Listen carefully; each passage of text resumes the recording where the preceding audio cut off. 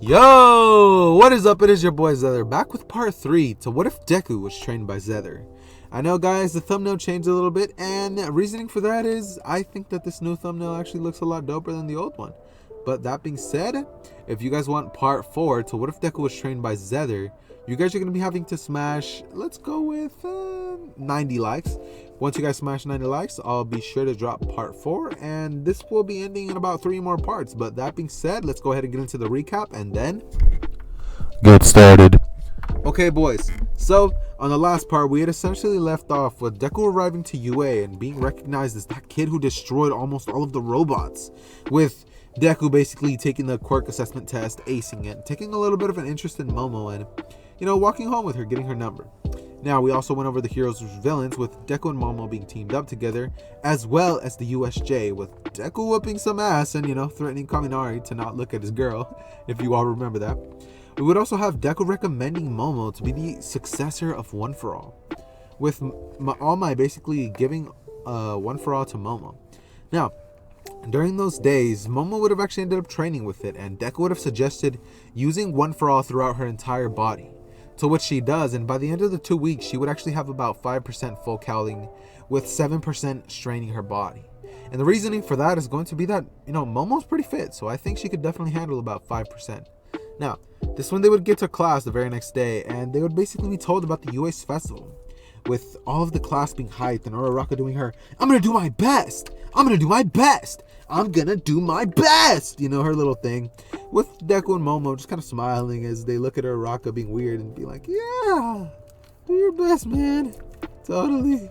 Deku and Momo just kind of chilling. Now, Shinso and the other guys would pull up. Bakugo would still be a dick, yada yada yada. And we're gonna go ahead and skip right into the UA festival. Now, as soon as they arrive, Midnight would tell Deku that he's gonna actually be the one who gives the speech, with Deku smiling, thinking that this would be a perfect opportunity to show Xehther that he's ready for the big time. Now, Deku would go up and give an amazing, inspiring speech, having even the other rival classes look up to Deku and think that they're gonna do their best, They're not gonna aim for middle, they're gonna aim for the top. With Xehther actually watching and just smiling, thinking, that's my boy. Not in like the dad way, but like more in like a that's my student, Now, I had to go leave a little bit, but I'm just gonna go ahead and pick up right at the race because, I'm gonna go ahead and get started. Now, this is when Midnight would tell Deku that, and I mean, not Deku, Midnight would proceed to tell the entirety of the, UA students that they're gonna be having a race first, with Deku smiling and Momo thinking that this is her chance to show off how much she's improved. Now, she would go on to create a couple of items with her creation quirk and would proceed to, give her a little bit of a boost with those items. She would create some lightweight clothes for her to run in and, it'd be pretty helpful. And she would proceed to use 5% of full cowling to just blitz through the entire thing. Now, this one, Todoroki and Bakugo would do their usual thing, but in almost an instant, Deku would almost instantly just blitz to the finish line. And as soon as he's there, Xehther would smile, thinking, what a show off, as he's watching from a TV in, America, as he's actually not watching. He's taking out a couple of villains while he's hearing everything happen on his AirPods.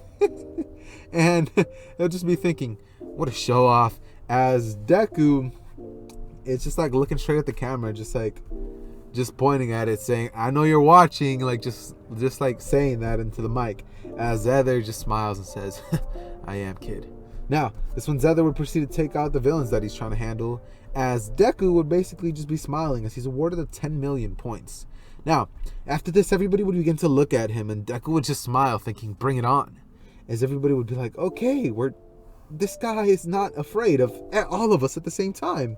As some of them would steer clear of him, but Todoroki and Bakugo would proceed to, not really give a crap about whether Deku fears them or not, because they're wanting that 10 million points. Like they're hungry for it. And this is when, they would be announced that they're going to be having a couple of cavalry battles. This is when Deku would ask Momo if she's willing to team up with him, and she would say, of course. As Deku would then walk up to, let's go, Kaminari and Uraraka. And he would basically team up with them since they're pretty cool guys. And he's actually friends with them in this one. They're pretty dope friends. Now, This is when the cavalry battle would be announced, and Deku would basically, as soon as the whistle is blown or the gunshot in the air, Deku would proceed to use his aura manipulation to create a sort of barrier around them as they just simply stand still the entire time. Now, this is when Kaminari would be like, come on, man, like, let's go take some some headbands. As Deku looks at him and says, dude, we already have the 10 million points. Like, we don't even need to do this if we just stay here. As Kaminari would say, well, you do have a point. As Momo would say that she's actually fine with this. They should save their energy for the next event. As Deku would smile and say, I like your thinking. As they would proceed to stay in there, as Bakugo and Todoroki would try to use their strongest attacks to break through the aura. But nothing would work. None of their attacks would even get close to Deku. As Deku would just be smiling, and that team is basically just talking amongst each other. As Deku is just messing around the entire time, just joking and having a good time with Momo, Uraraka, as well as Kaminari. And that's essentially how the cavalry battle ends, with Deku not really doing anything and ending up taking that W. Now, this is when the next thing is announced. Everybody from the normal version would have definitely won, as well as everybody who had ditched would have ditched. Now, this is when the match against Shinso and Deku would be announced. And as soon as it's announced, Deku would proceed to smile as he then looks at him and just senses Shinso's aura. Now, this is when Deku would get right into the ring. And as soon as Shinso says, hey, must be nice to have such an amazing quirk, right? You get everything you want, and you get to become a strong hero just because you're a show-off. As Deku would just stay silent, as he knows not to talk back to this kid, since Ojiro would have definitely told him about it. But Deku actually wanted to know if his power negation would be strong enough to negate the effects of the mind control from Shinso's quirk. So willingly, Deku would proceed to talk to Shinso, answering one of his questions, as he would proceed to answer it, and as soon as he does, nothing would happen. Shinso would then smile and say, gotcha. As Deku would instantly turn invisible and then say, no, I got you. As he punches Shinso in the face, knocking him clean out of the ring. And Xehther hears that he just punched him straight in the face. He does like, ooh, feel bad for that kid. As Deku would proceed to just smile as he's like, wow, I guess it is strong enough. As Deku would proceed to, go into the next round. Now, this is when Momo would actually congratulate Deku on his win, and she would have actually ended up winning as well. And this is when Todoroki would tell Deku that he wants to talk to him before their match starts. As Deku would look at Todoroki and say, yeah, what's up? As Todoroki would proceed to tell him that he's gonna beat him using only half of his power. As Deku would smile and laugh, saying that, you think you could win with only half of your power? As he then says, you could use all of it and you'll still not even come close to it. As Todoroki would get angry and be like, ugh. As he's just calm and says whatever and leaves. Now, this is when Deku would proceed to just kind of like laugh it off, as Deku just walks off with Momo as she asks him what happened. This is when Deku would proceed to tell her that it was nothing, that kid just, wanted to try to intimidate him. As she would look at him and nudge him a little bit, saying it probably worked, didn't it? As Deku would laugh and say, you think? As Momo would be like, no, I'm just messing with you. Now, this is when Deku would proceed to walk into the ring with Todoroki. As Todoroki would attempt to use one of his giant ice attacks, as Deku would have use his elemental manipulation that he uses to then proceed to use a giant wind attack at Todoroki's ice, breaking it instantly. And as soon as he does that, Deku would proceed to fly in through the air as he then turns invisible, and Todoroki just doesn't know where Deku's coming from. This is when Deku would use his bloodlust, I guess you could say, to paralyze Todoroki in one spot, freezing him and making it seem as if Todoroki was just frozen in fear, as Deku would approach behind him and turn off his invisibility as he would breathe behind Todoroki's neck, scaring him, as Deku would proceed to say, boo, as Todoroki jumps up scared, as Deku would then proceed to rush up at Todoroki, blitzing him and chopping him at the back of the neck, taking him out immediately, with Endeavor being like, Shoto! And Deku just smiling. Now, this is when we're going to go ahead and have the final battle. This battle being Bakugo versus Deku. The last match that Momo was in, she would have actually had the displeasure of having to fight against Bakugo. And we all know, Bakugo doesn't discriminate. Everybody gets those hands. And, Momo would have gotten the hands and she would have lost. Since 5% is still 5%. It's not enough to beat Bakugo. Now, this is when we're going to go ahead and have a little match between Bakugo and Deku. Now, as soon as the match starts, Deku would begin to think that this is his time to finally teach that kid a lesson for being such a dick all the time. As he would then decide that he's going to bring him back down to earth and humble this kid. As Deku would proceed to use his will, he would decide that he's going to go all out. As a black aura would begin to surround him, as the black aura is also covered in purple electricity, you could say. As Deku would begin to take one step forward, as a thunderstorm begins to arrive behind Deku. Now, this is when Bakugo would be smiling, as he would then look at Deku to see that Deku's eyes are glowing with purple energy blasting off of them. As Deku would then proceed to just say, "Elemental, roar!" As he would roar at Bakugo, kind of like a Dragon Slayer fashion, as it would begin to blast him out of the arena, shooting him straight out, blasting him into a crater in the wall. As Bakugo would try to get out, but he would just pass out. And this is when Deku would be announced the winner, as the sky would go back to normal and everybody in the cloud would just go silent, as they then begin to cheer in a loud, abrupt fashion, saying, "Izuku! Izuku! Izuku!" As Deku would smile and think that this is pretty awesome. Now, this is when he would be handed his medal, with Bakugo being knocked out, getting second place, and Todoroki getting third.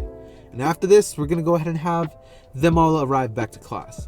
Now, when they all basically arrive back to class, they would all be told that they're going to have to be picking their hero names, as well as picking their internships. Now, Deku, seeing that he had an internship offer from Xehther, would take it in a heartbeat, as Momo would actually be told by All Might that she should actually take an internship with,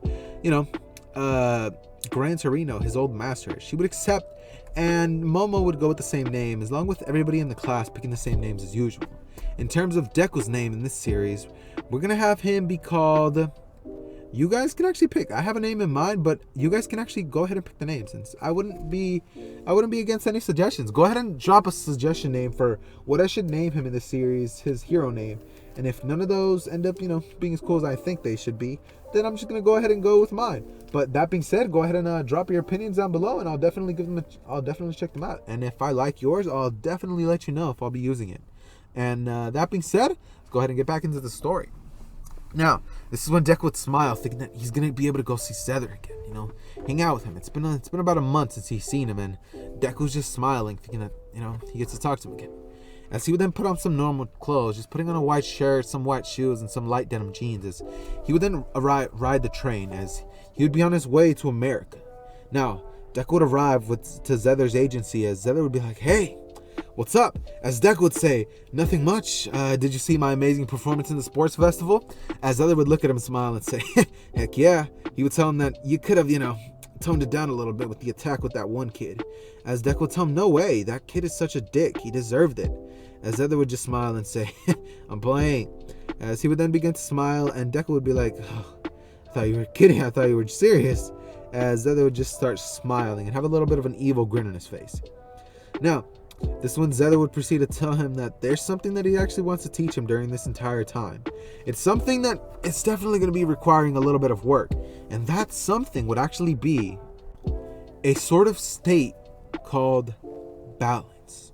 This is when you have complete balance over your mind, your body, your soul, and your chi. And you enter a sort of ultra instinct mode where nothing can hit you and you're at your strongest. Now, Xehther has actually mastered this state to the point where he could actually use it in his base form. But Deku, however, he's definitely going to have to be training for it, and training very, very hard in that.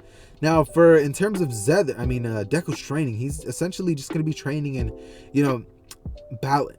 the balance form the entire time. And that's going to be a little bit boring. So I'm going to go ahead and give you guys a little bit of a different rundown. We're going to go ahead and switch perspectives to Momo, as we're going to see how her internship would go. Now, when she would arrive to Gran Torino's place, she would see the old guy on the floor covered in blood, and she would say, "No!" As she would create a health kit and would rush to Gran Torino, as she would proceed to try to help him, as Gran Torino would smile and say, "What's your name?" As she'd be like, "Oh, you're kidding," as Gran Torino would smile. Momo would say that was not funny, as he would begin to laugh. Now, This is when Momo and Gran Torino would proceed to, have a little bit of a laugh, as Momo would just be like, that was not funny, as Gran Torino was just like, Now, in terms of Momo's training, she would proceed to get her ass beat the entire time. I'm not gonna lie. She would proceed to get them cheeks clapped. Not in that way, but in like she's getting an ass whooping just like All Might did when he was training, since she already has 5%. So Gran Torino would basically just be training her in combat and trying to help her improve her percentage wise. Now, by the time that they're gonna go on the little train and go doing some actual hero patrolling, she would have actually gone up in terms of 1 percentage, going up to about 10%, with Gran Torino being really proud of her. Now, this is when they would proceed to go on the train, and they would be talking about things, as Gran Torino would ask her who she's texting. At this moment, she's actually going to be texting Deku, as Deku would have just told her that he misses her, and he wishes that, they could be hanging out right now, since he's going through some gruesome training, as she would tell him that her training was not too easy either, as they would talk about hanging out as soon as everything's over, and they would both agree to, go get a bite to eat, watch a movie, and, have a little bit of fun, as well as go to an arcade. And yeah, that's essentially what their conversation would be, as Gran Torino would say, "You kids, always on that phone," as Momo would apologize for, what she had done, and Gran Torino would say that it's fine, that they're almost there. As out of nowhere, suddenly, the Momo would bust in through the window, as it would break, and Gran Torino would proceed to do what he had done in Canon, telling Momo to not move, as he would begin to rush at the Nomo, as Momo would begin to activate 10% full cowling, trying to go after Gran Torino. Now, this is when Gran Torino would begin to have a little bit of a problem with the Nomos, as Momo and Gran Torino would proceed to actually fight together side by side. Momo would have actually ended up keeping up with Momo, and instead of being like Deku, who was actually worried about Ida, that would have not been in her mind at all, since Deku, as well as Momo, would not actually be friends with Ida in this version. So this time, Ida would have sadly died, and by sadly, I mean gladly died. Ida would have actually been dead in the series, and Momo would have actually not had any help in terms of that situation. So Native as well as Ida would die, and Stain would go free, meaning that Toga, Spinner, and all those other people would have actually not been a part of Shigaraki's little crew. And that's essentially where things left off. Momo would actually end up helping Gran Torino out with the Nomus, and it would cause for them both to have a little bit of damage on themselves, a little bit of battle damage. And as soon as, reinforcements arrived, things definitely got easier, since, they had a little bit of backup. So, we're going to go ahead and cut into Deku. Now, after the 2 week, I'm just going to say that the internship was about 2 weeks. After the 2 weeks, Deku would have actually managed to use the balance form for about 10 seconds. For 10 complete seconds at this point, Deku could use the balance form, something that he has complete control over himself and his state of mind, his body. He has control over his chi and negative chi and everything that goes into it. As Deku would just, be happy that he even managed to get 10 seconds, since Xehther would proceed to tell him that when he was learning this, he could only use it for about 1 second after about 2 weeks of training. That it took him about 10 years to manage to master it to the point where he's at now. As Deku would be like, 10 years? As Xehther would say, yeah, that's because I didn't know what I was doing. But since I'll be training you, it'll probably take you about 5. Cutting the time in half, or maybe 4 years, as Deku would just be like, it's a long time, but definitely better than 10. As Xehther would just smile, and as Deku would be like, yeah. Now, this one, Xehther and Deku would proceed to basically just say their goodbyes, as Deku would arrive the train and get back to class. Now, this is when Deku would arrive back to class, as the news is brought that Ida died. As Deku would just be angry at himself for not being able to save his classmate, as everybody in the class would have that definitely hit their little desire to become a hero, since this is real. This is not a game anymore, since one of their classmates had actually died this time. They're not playing any games. This hero life isn't going to be like what they had thought. And that being said, we're going to go ahead and end it off here. If you guys enjoyed this part, make sure to drop me a fat like down below, as well as comment what name you guys would like for me to name Deku in this series, and also let me know what you guys think about the Momo and Deku ship. I'm not going to change it, but just let me know your thoughts about it. And that being said, I also have one more announcement. You guys are most likely going to be getting 2 more videos after this, but yeah. Hope you guys enjoy the videos, and that being said, Xehther out.